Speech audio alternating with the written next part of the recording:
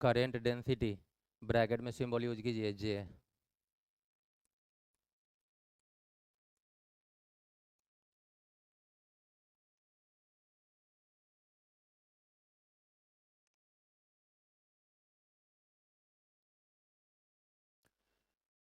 अपने पास एक कंडक्टर है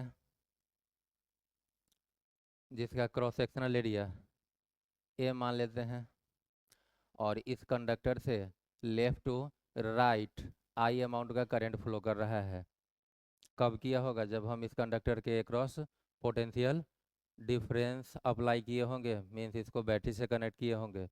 इधर यदि पॉजिटिव पोटेंशियल है तो हाई पोटेंशियल से लो पोटेंशियल की तरफ इलेक्ट्रिक करंट फ्लो हुआ होगा। यह जितना करंट फ्लो किया डिवाइडेड बाय कौन सा एरिया? Cross sectional area. यह पूरा रेशियो ही कहलाता है करंट डेंसिटी जे। तो जे का यदि हम लोग फार्मूला देखें तो J equals to I by A. Definition जब लिखेंगे तो बोल सकते हैं current density is defined as current per unit cross sectional area. यहाँ से देख के बताइए करंट डेंसिटी वेक्टर होना चाहिए या स्केलर होना चाहिए?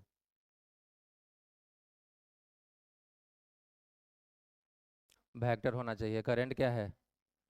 जबकि एरिया को तो हम लोग फिजिक्स में वेक्टर लेते हैं, तो पूरा करंट डेंसिटी भी क्या हो जाएगा? वेक्टर क्वांटिटी हो जाएगा। यहाँ से यदि कोई आई लिखे, क्या लिखे? तो जे और ए का कौन सा प्रोडक्ट? यह तो वेक्टर क्वांटिटी है, तो वेक्टर फॉर्म में यदि लिखे तो जे और ए दोनों का कौन सा product?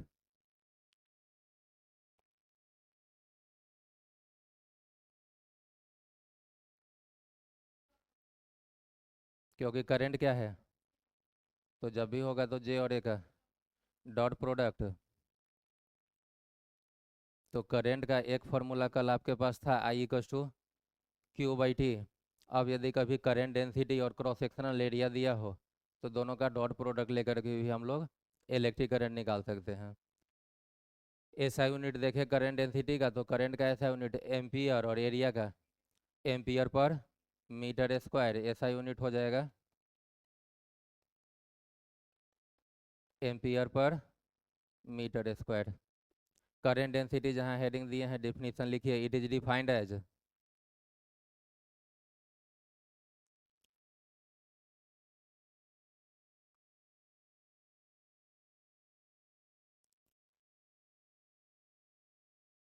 The current passing through any cross section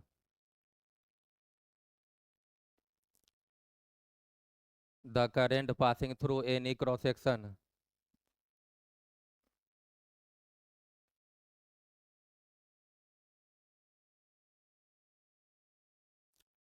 per unit cross sectional area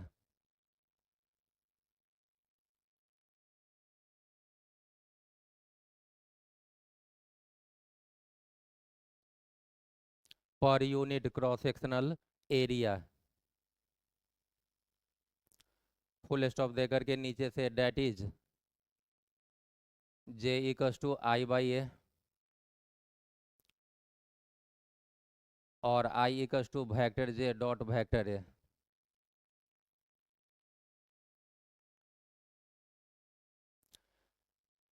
नीचे लिखेंगे इस सेकेंड बॉक्स के नीचे current density is a vector quantity.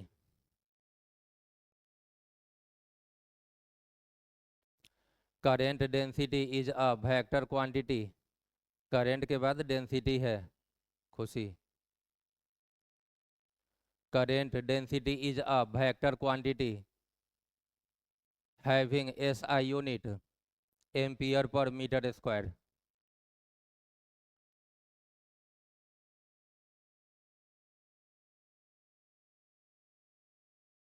Right side में कंडक्टर क्रॉस सेक्शनल एरिया और करंट दिखा ले सकते हैं। नेक्स्ट टर्म डिफाइन करेंगे ड्रिफ्ट वेलोसिटी। सिंबल रहेगा वी डी।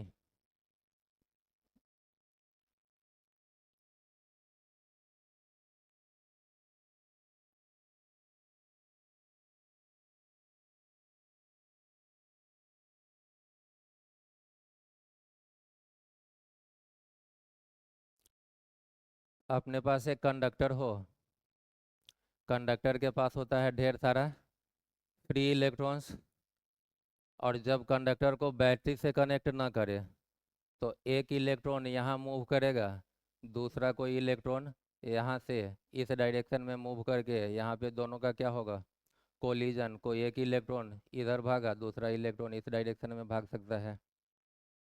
तो दो कोलिजन के बीच का जो इलेक्ट्रॉन का पाथ होगा वह स्ट्रेट लाइन पाथ होगा, और जितना भी फ्री इलेक्ट्रॉन्स है सब रैंडम डायरेक्शन में मूव करेगा या किसी पार्टिकुलर डायरेक्शन में मूव करेगा, रैंडम डायरेक्शन में मूव करेगा।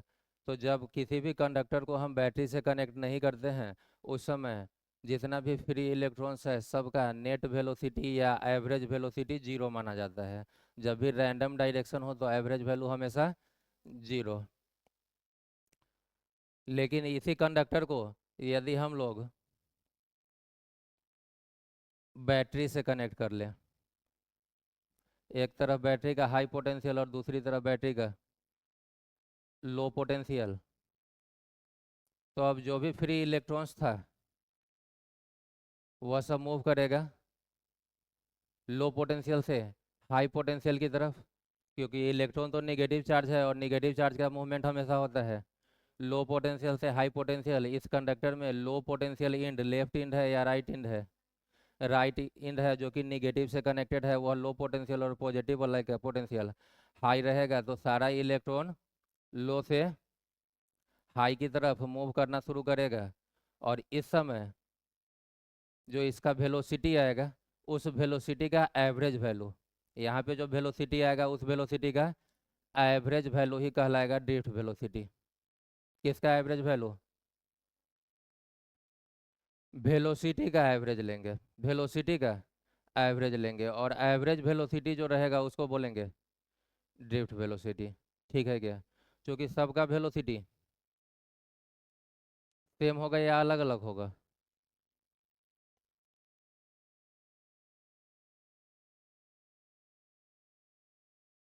यहाँ का के इलेक्ट्रॉन का जो वेलोसिटी है किसी पीछे वाले इलेक्ट्रॉन को भी उतना ही वेलोसिटी रहे यह जरूरी नहीं है, क्योंकि मान लीजिए यह पूरा कंडक्टर कॉपर का बना हुआ है तो इसमें कॉपर का एटम भी प्रेजेंट होगा, और किसी इलेक्ट्रॉन का यदि एटम से कोलिजन हो रहा है तो फिर वह अपना डायरेक्शन क्या करेगा, चेंज करेगा। लेकिन पॉजिटिव पोटेंशियल फिर उसको क्या करना चाहेगा, अपनी तरफ खींचना चाहेगा।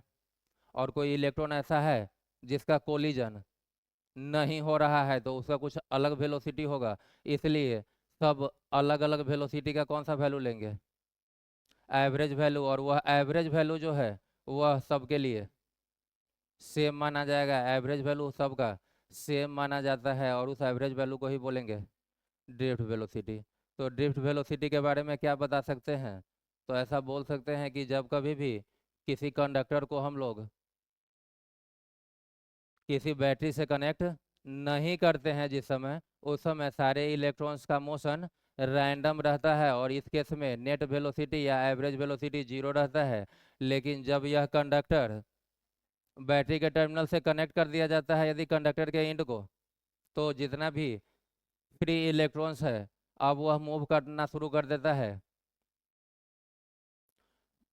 लो पोटेंशियल से हाई पोटेंशियल की तरफ। और इस समय जो भी वेलोसिटी एक्वायर किया इंडिविजुअल इलेक्ट्रॉन सबके वेलोसिटी का एवरेज वैल्यू ही क्या कहलाएगा, ड्रिफ्ट वेलोसिटी कहलाएगा। लिखिएगा definition. When a conductor is not connected,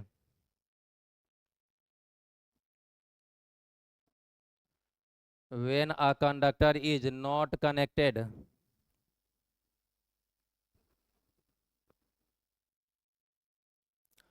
to any battery,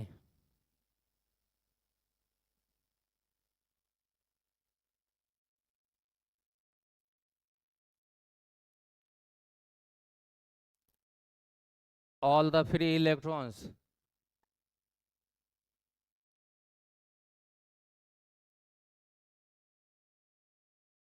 move in random direction,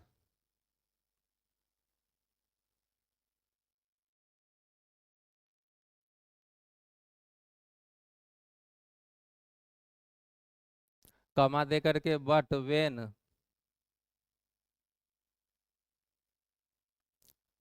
the ends of the conductor,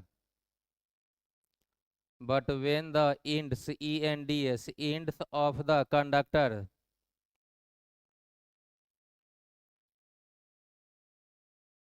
is connected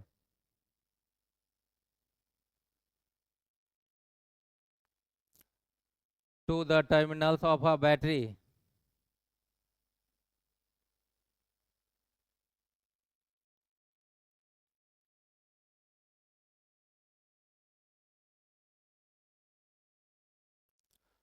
all the free electrons are drifted.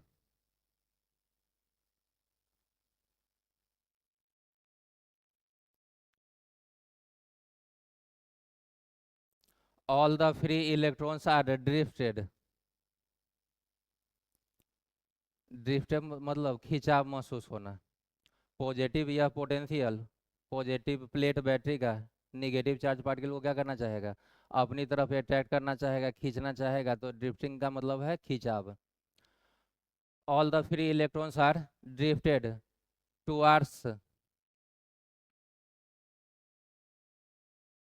The positive terminal of the battery.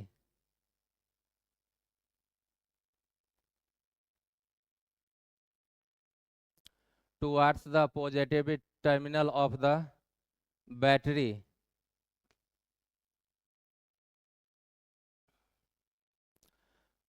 फिर से कमा देकर के the average velocity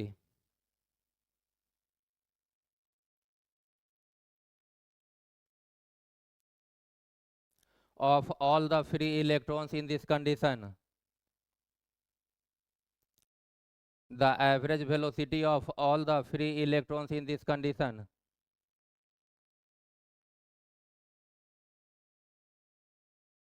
is called drift velocity.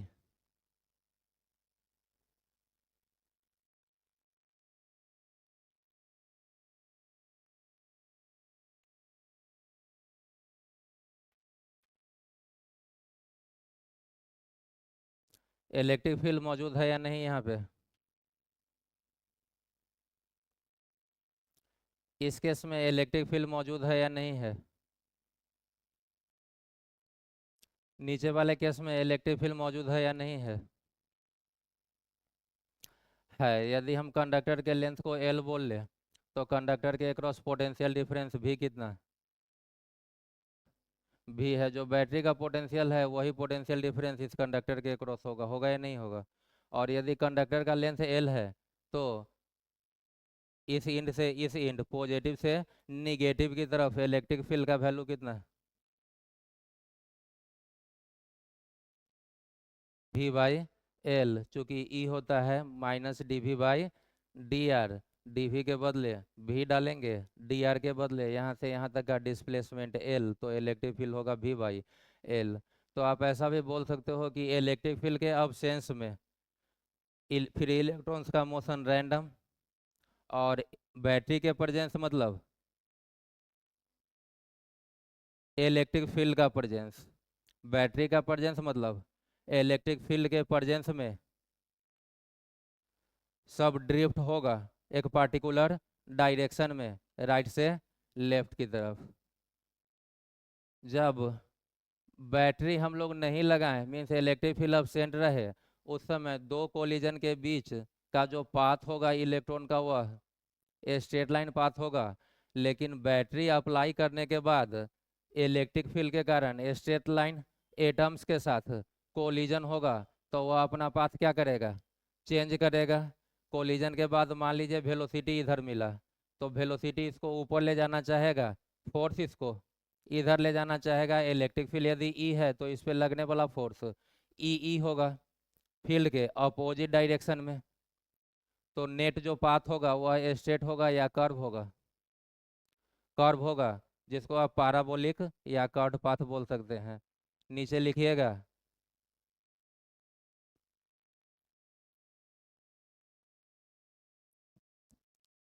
The path of free electrons in absence of electric field.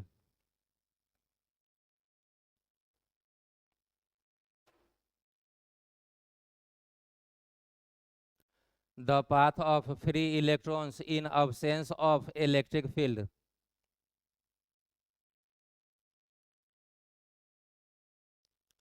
Is a straight line.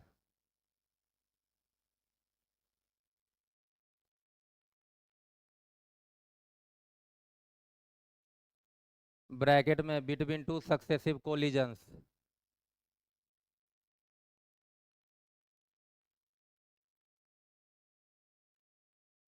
Between two successive collisions bracket close नीचे से लिखेंगे the path of free electrons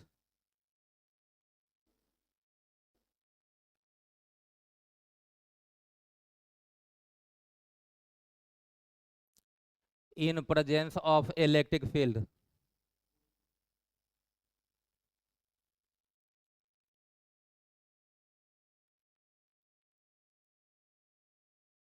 bracket में when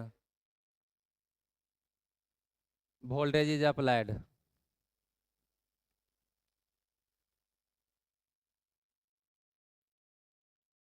bracket close is parabolic or curved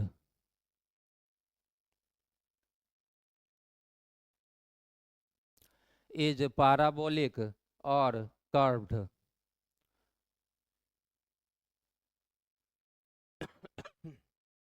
full stop दे करके heading देंगे relationship between drift velocity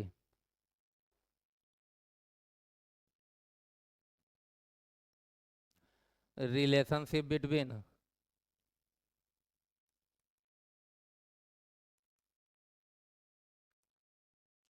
drift velocity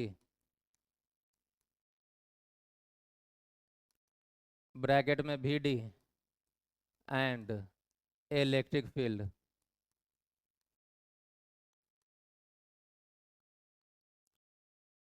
bracket में capital E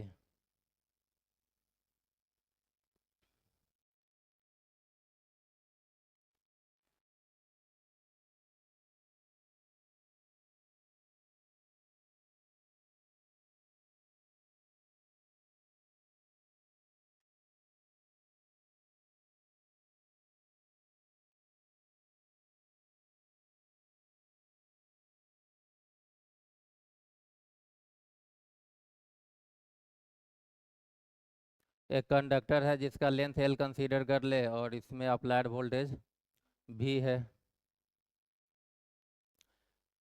t=0 पे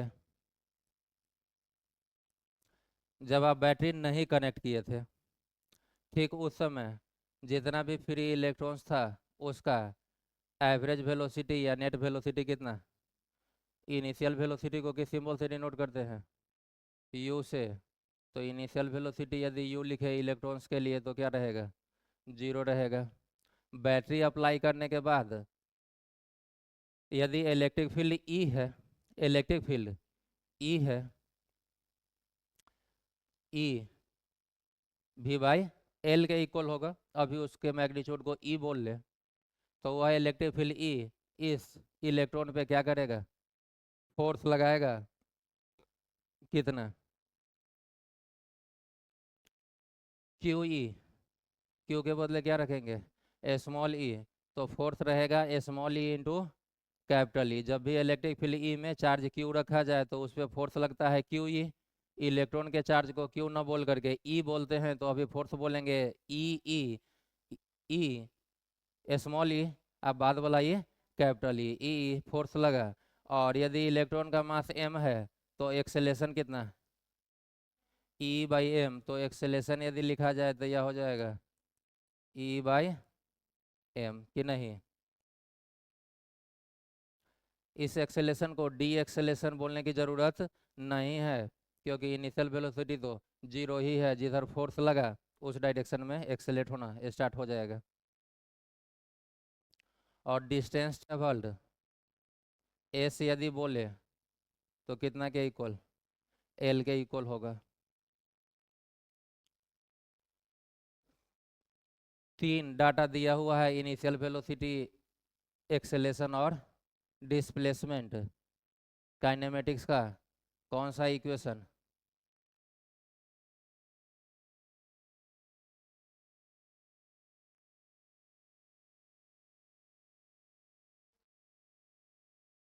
we square equals to U square plus लिखिए चाहे minus लिखिए, क्योंकि you क्या है, 0 है, 2AS।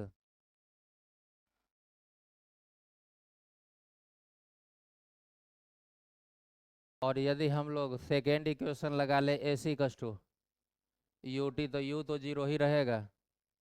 आप बोलिएगा कि T नहीं पता है, तो डिस्टेंस या लेंथ बाई टाइम को क्या बोलेंगे? स्पीड बोल लेंगे कि नहीं बोलेंगे? और वहाँ से टाइम नहीं निकालेंगे, स्पीड निकालेंगे। क्या निकालेंगे?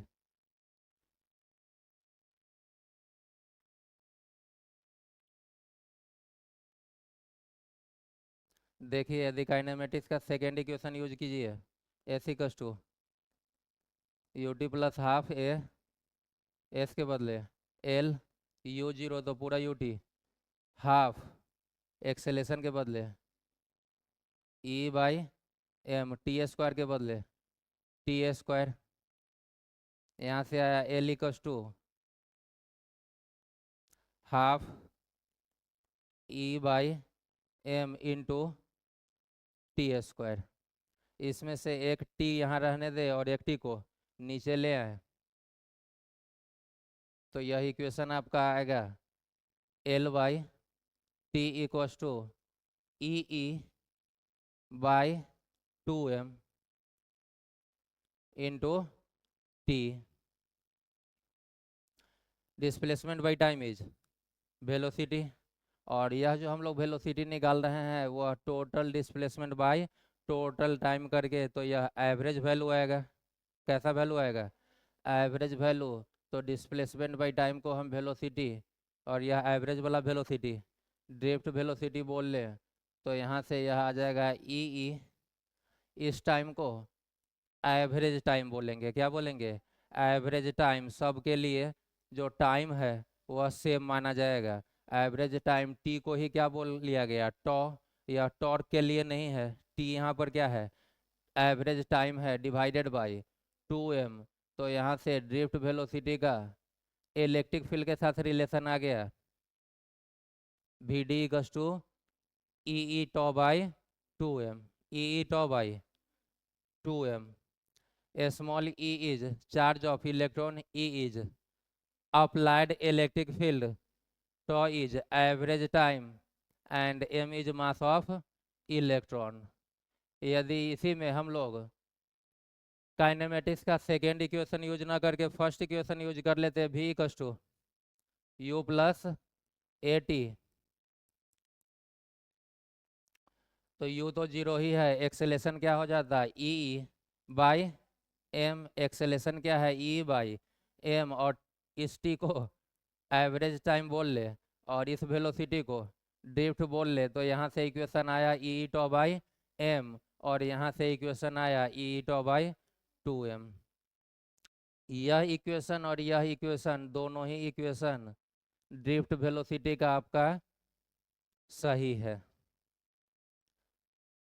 क्योंकि इस स्टेज में अपने पास कोई भी ऐसा मैथमेटिकल फॉर्मूला नहीं है, मैथमेटिकल तरीका नहीं है जहाँ से हम लोग एक इलेक्ट्रॉन का दूसरे इलेक्ट्रॉन से कोलिजन का टाइम निकाले, या यहाँ से यहाँ तक उसके पहुँचने का टाइम निकाले। तो जो भी कैलकुलेशन है सब एवरेज, मतलब एक मोटा मोटी या रफ कैलकुलेशन ही है।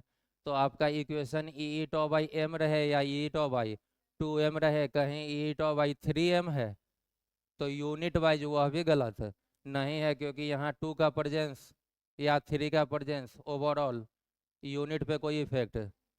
यह formula E tau by m आपका NCERT में मिलेगा, और E tau by 2m HC Verma में मिलेगा।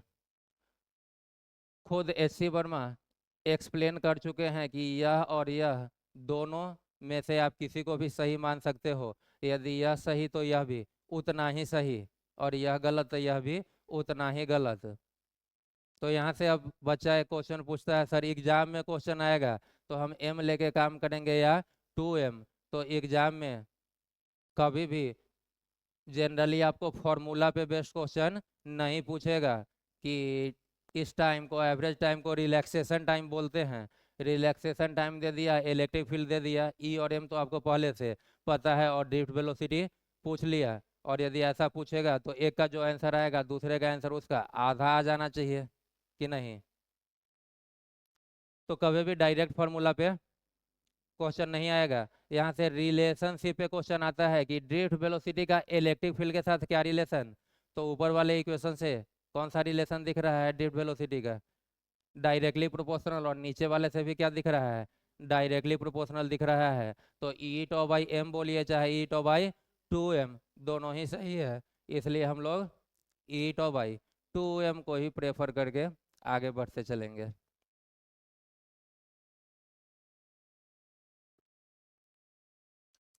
नोट कर सकते हैं, देखेंगे। और यह जो ड्रिफ्ट वेलोसिटी का रिलेशन रहेगा वह ड्रिफ्ट वेलोसिटी का करंट के साथ रिलेशन रहेगा। किसके साथ रहेगा? करंट के साथ। और उस रिलेशन पे न्यूमेरिकल आया करता है। इस रिलेशन पर न्यूमेरिकल नहीं आएगा, रिलेशन पे क्वेश्चन आएगा, लेकिन उस रिलेशन पे क्वेश्चन आता है। हेडिंग देंगे relationship between electric current and drift velocity.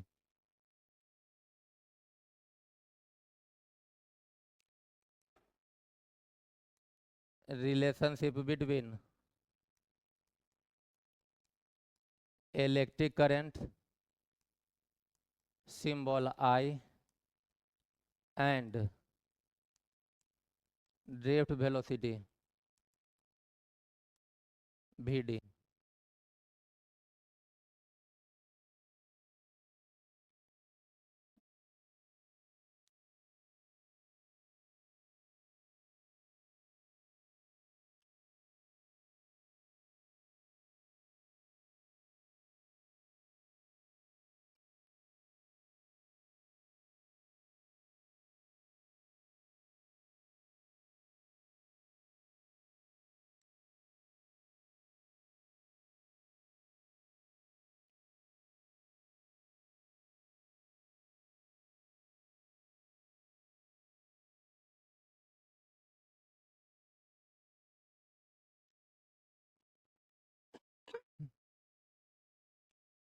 Conductor का length L, cross sectional area A और अप्लाइड वोल्टेज V है। यदि हम लोग कंडक्टर के थ्रू पास होने वाला करंट लिखें, करंट को तो इन्वॉल्व करना ही है, तो I equals to Q by T हो जाएगा। Q होगा इस कंडक्टर में प्रेजेंट टोटल फ्री इलेक्ट्रॉन्स का चार्ज, फ्री इलेक्ट्रॉन्स का चार्ज। किसी भी कंडक्टर में कितना फ्री इलेक्ट्रॉन्स होगा वह जनरली आपको नहीं देगा, बदले में वह बताएगा कि कंडक्टर के यूनिट वॉल्यूम में कितना फ्री इलेक्ट्रॉन्स है। नंबर ऑफ फ्री इलेक्ट्रॉन्स न बता करके क्या बताएगा? नंबर ऑफ फ्री इलेक्ट्रॉन्स पर यूनिट वॉल्यूम। यूनिट वॉल्यूम में मीन्स इस कंडक्टर का यदि 10 मीटर क्यूब है तो 1 मीटर क्यूब वॉल्यूम में कितना फ्री इलेक्ट्रॉन्स है वह आपको बताएगा। तो हम मान लेते हैं कि इस कंडक्टर के यूनिट वॉल्यूम में स्मॉल n फ्री इलेक्ट्रॉन्स है। कितना फ्री इलेक्ट्रॉन्स है? तो यदि एरिया A हो और लेंथ L है तो टोटल वॉल्यूम कितना? A into L, area into length, volume दे देगा। तो यूनिट वॉल्यूम में यदि स्मॉल n तो टोटल वॉल्यूम कितना? AL वॉल्यूम में कितना फ्री इलेक्ट्रॉन्स?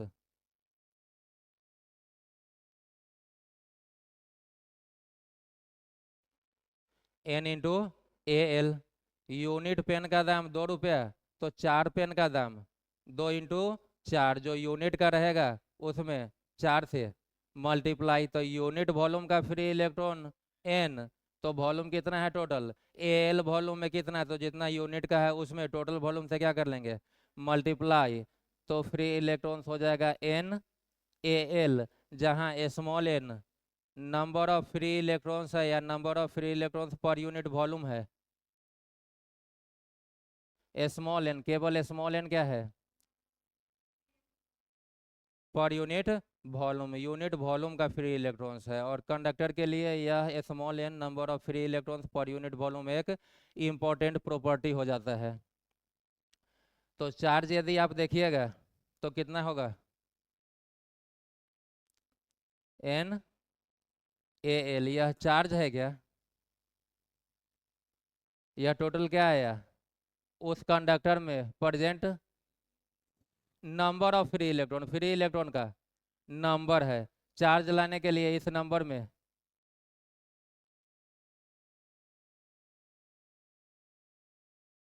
इलेक्ट्रॉन के चार्ज ई से मल्टीप्लाई कर लेंगे डिवाइडेड बाय टी, आई के बदले आई, एन, ई को यहाँ ले ले ए, और L by T, this length by time is V D, displacement by time is velocity, यहाँ पर ड्रिफ्ट वेलोसिटी। तो रिलेशन आ गया करेंट का ड्रिफ्ट वेलोसिटी के साथ I equal to N E A into V D. निपटाइए।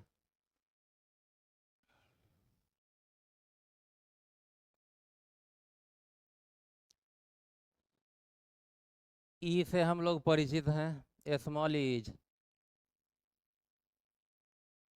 Small is charge of a single electron, A is of conductor, V D drift velocity, n is number of free electrons पर unit volume. मान लेते हैं 20 metre cube में 100 free electrons है। 20 metre cube volume में कितना free electron है, तो स्मॉल एन का वैल्यू कैसे निकालेंगे, 100/20, नंबर ऑफ फ्री इलेक्ट्रॉन्स 100 है, पर यूनिट वॉल्यूम, मतलब वॉल्यूम का टर्म कहाँ जाएगा, डिवाइड में, तो डिवाइड में वॉल्यूम 20 मीटर क्यूब है, तो 100/20, स्मॉल एन का वैल्यू 5 पर मीटर क्यूब, 5। ऊपर तो नंबर है और नीचे क्या है, वॉल्यूम, तो नंबर का कोई यूनिट नहीं और वॉल्यूम का यूनिट मीटर क्यूब, तो स्मॉल एन का यूनिट होगा पर मीटर क्यूब।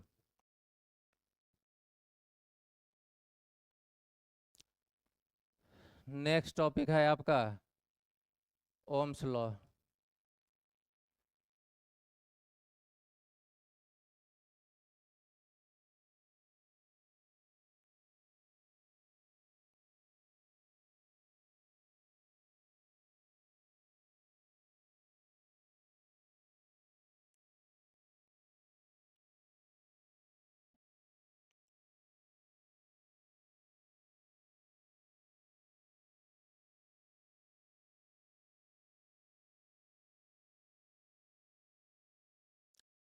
अभी रिलेशन आया है, last relation, I equal to N E A into V D. यहाँ से हम लोग एरिया के टर्म को नीचे ले आए, तो I/A हो जाएगा N E V D. Current पर यूनिट क्रॉस सेक्शनल एरिया को बोलते हैं करेंट डेंसिटी J, तो J equal to N E V D. कहाँ से, तो सिंस I/A इक्वल होता है करेंट डेंसिटी J के, J के बदले J, एन ई, और वी डी का आज के ही क्लास में इलेक्ट्रिक फील्ड के साथ रिलेशन निकाला गया, V D equal to E E tau divided by 2m। तो वी डी के बदले क्या डाल दे, ई ई टॉ बाय 2m। यहाँ से J equal to N E square, small n e into e square, tau पहले ले लेते हैं, बाई में 2m into electric field E। Bracket के अंदर का सारा टर्म देखिए तो स्मॉल n है number of free electron per unit volume. किसी भी गिवन कंडक्टर के लिए, कंडक्टर कॉपर का है तो उसके यूनिट वॉल्यूम में हर एक कॉपर का अलग अलग सोर्स से कॉपर लाएं, लेकिन वॉल्यूम सबका सेम रखे 1 मीटर क्यूब, तो सब में फ्री इलेक्ट्रॉन सेम होगा कि अलग अलग होगा, सेम होगा तो किसी भी गिवन कंडक्टर के लिए स्मॉल n का वैल्यू फिक्स रहेगा, कांस्टेंट रहेगा। कंडक्टर बदल जाएगा, number of free electron per unit volume का वैल्यू बदल जाएगा कि नहीं, क्योंकि सब में नंबर ऑफ इलेक्ट्रॉन्स या सबका एटॉमिक नंबर सेम है क्या, तो सबका number of free electron same हो सकता है। तो नंबर ऑफ फ्री इलेक्ट्रॉन एक गिवन कंडक्टर के लिए तो कांस्टेंट रहेगा। इलेक्ट्रॉन का चार्ज किसी भी कंडक्टर के लिए सेम ही रहेगा, कांस्टेंट रहेगा, तो गिवन के लिए भी सेम रहेगा, तो ई स्क्वायर भी सेम। या एवरेज टाइम सारे इलेक्ट्रॉन के लिए सेम रहेगा, मास ऑफ इलेक्ट्रॉन सेम रहेगा। अप्लाइड इलेक्ट्रिक फील्ड आपके वोल्टेज पे डिपेंड करेगा, वोल्टेज को जैसे आप कम या ज़्यादा करवाओगे या फिर कंडक्टर के लेंथ को कम या ज़्यादा इलेक्ट्रिक फील्ड चेंज हो सकता है कि नहीं। तो यह जो ब्रैकेट वाला पूरा कांस्टेंट है, इस कांस्टेंट को हम लोग कंडक्टिविटी बोलेंगे। क्या बोलेंगे? और इस पूरे कांस्टेंट को एक सिंगल नाम देंगे, सिग्मा। क्या नाम देंगे? सिग्मा। एलएचएस में क्या है? जे इक्वस टू, यह पूरा क्या बोल दिया गया? Sigma E. तो यहाँ से रिलेशन आ गया, J equals to sigma E. इसी इक्वेशन को हम लोग ओम्स लॉ बोलते हैं। दिस इक्वेशन इज कॉल्ड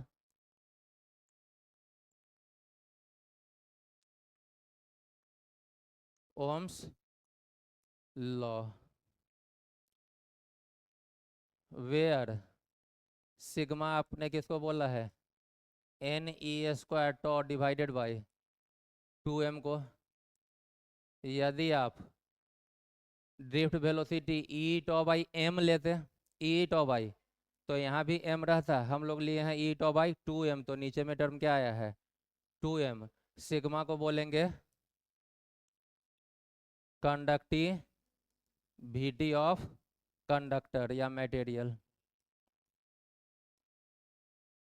और जब इस इक्वेशन को हम लोग कल के क्लास में आगे डिराइव करेंगे, तो यह इक्वेशन डिराइव होकर के आपका आ जाता है V equals to I R, जिसको आप क्लास 10th में ओम्स लॉ बोलते थे, जिसका मेन फॉर्म क्या रहेगा? J equals to sigma E. जैसे न्यूटन का सेकेंड लॉ ऑफ मोशन है, rate of change of linear momentum पर unit time equals to applied force, और डिराइव करने पर यहाँ से इक्वेशन आता है F equals to M A, force equals to mass into acceleration, ऐसा ही ना। तो मेन इक्वेशन रहेगा ओम्स लॉ का, J equals to sigma E. J का ऐसा यूनिट जान रहे हैं, ई का भी ऐसा यूनिट जान रहे हैं, तो वहाँ से सिग्मा का ऐसा यूनिट आ सकता है। लेकिन सिग्मा का जो भी ऐसा यूनिट हम निकालते हैं वह रेजिस्टेंस के टर्म में, और अभी तक रेजिस्टेंस का कोई टर्म आया नहीं है, तो वह सब काम हम लोग कल देखेंगे। यहाँ तक नोट करके निकल सकते हैं।